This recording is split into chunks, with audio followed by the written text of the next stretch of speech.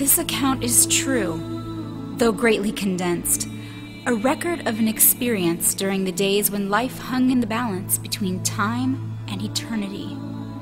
If I can only dimly show the close linking of the two lives, the mortal with the divine, as they then appeared to me, I may be able to partly tear the veil from the death we so dread, and show it to be only an open door into the new and beautiful phase of the life we now live.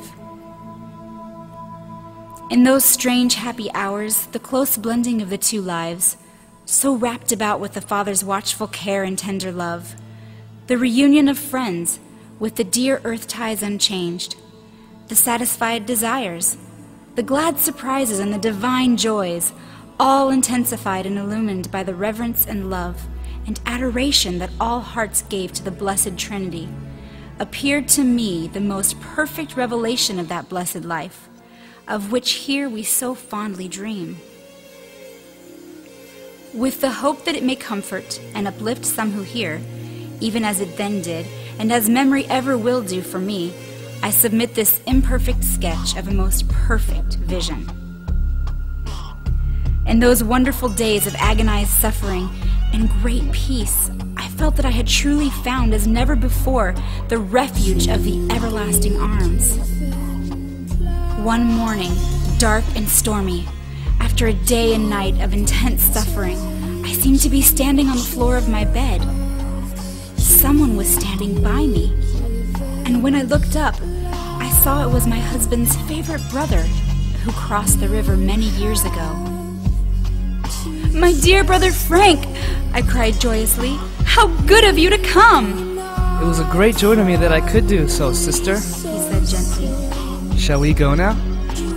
He drew toward the window. He walked on with firm, swift steps, and I think I must have slept, for the next thing I knew, I was sitting in a sheltered nook made by flowering shrubs upon the softest and most beautiful turf of grass, thickly studded with fragrant flowers, many of them the flowers I had known and loved on earth.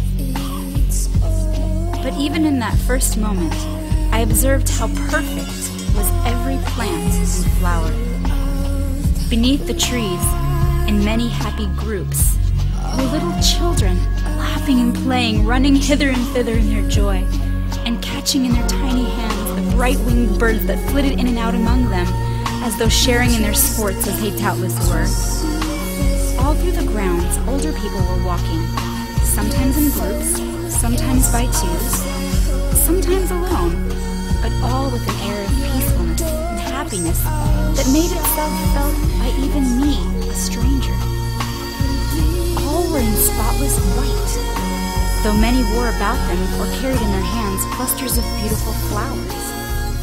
As I looked upon their happy faces and their spotless robes, again I thought, these are they who have washed their robes and made them white in the blood of the Lamb. Look where I would, I saw, half hidden by the trees, elegant and beautiful houses of strangely attractive architecture that I felt must be the homes of the happy inhabitants of this enchanted place.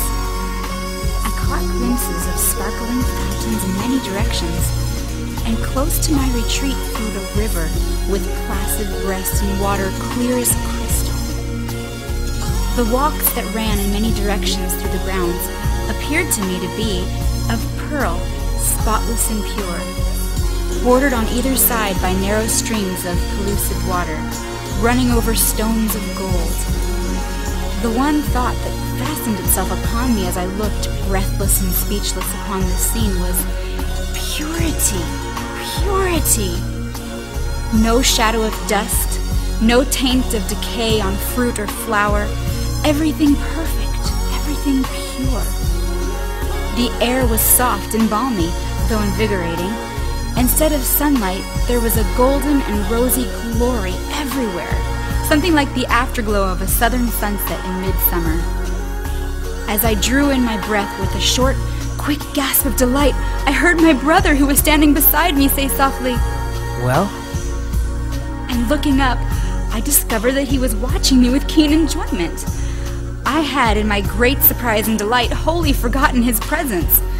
Recalled to myself by his question, I faltered, Oh, Frank, when such an overpowering sense of God's goodness and my own unworthiness swept over me that I dropped my face into my hands and burst into uncontrollable and very human weeping.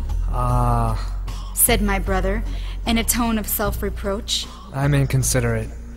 And lifting me gently to my feet, he said, Come, I want to show you the river. Thus encouraged, I stepped into the gently flowing river, and to my great surprise, found in the water in both temperature and density almost identical with the air. What marvelous water! What wonderful air, I said to my brother, as we again stepped upon the flowery sword. Are all the rivers like this one? Not just the same, but similar. We walked on a few steps, and then I turned and looked back at the shining river.